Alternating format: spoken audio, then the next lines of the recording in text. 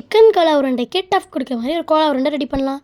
தேவையான பொருள்: 1 கப் அளவு சோயா, அதிலேயே 1/4 கப் அளவு பொட்டுக்கடலை. சோயாவை நல்லா வாஷ் பண்ணி எடுத்துகிட்டு இன்னொரு பவுலுக்கு மாற்றி தண்ணி ஊற்றி அடுப்பில் வேக வச்சிடலாம். அது வெந்ததுக்கப்புறம் அதை எடுத்து நல்லா ஃபில்டர் பண்ணிக்கலாம். ஃபில்டர் பண்ணும்போது கூடவே கொஞ்சம் பச்சை தண்ணி நல்லா ஆட் பண்ணி சோயாவில் இருக்க தண்ணியெல்லாம் புழிஞ்சு எடுத்துக்கலாம்.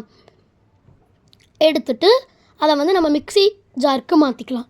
கூடவே பட்டை, சோம்பு, கிராம்பு, பூண்டு, அப்புறம் இஞ்சி, காரத்துக்கு ஏற்ப பச்சை மிளகாய் மிக்ஸி ஜாரில் போட்டு நல்லா அரைச்சி எடுத்துக்கலாம்.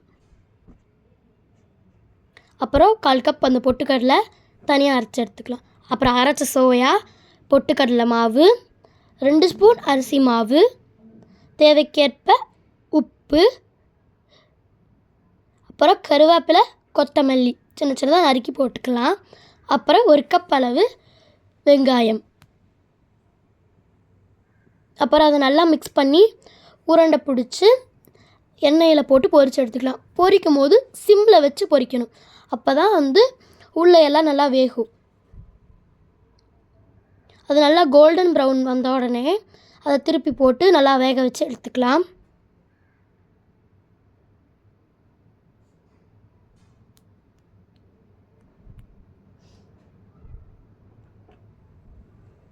அவ்வளோதான், நம்ம கோலா உருண்டை ரெடி. உங்களுக்கு வேணுங்கிற ஷேப்பில் போட்டுக்கலாம். நாங்கள் ஃபஸ்ட்டு உருண்டை பிடிச்சி போட்டோம். அப்புறம் கட்லட்டும் இல்லாமல் வடையும் இல்லாமல் ஒரு ஷேப்பில் பிடிச்சி போட்டு பார்த்தோம். சூப்பராக வந்துச்சு. நீங்களும் ட்ரை பண்ணி பாருங்கள். பாய்.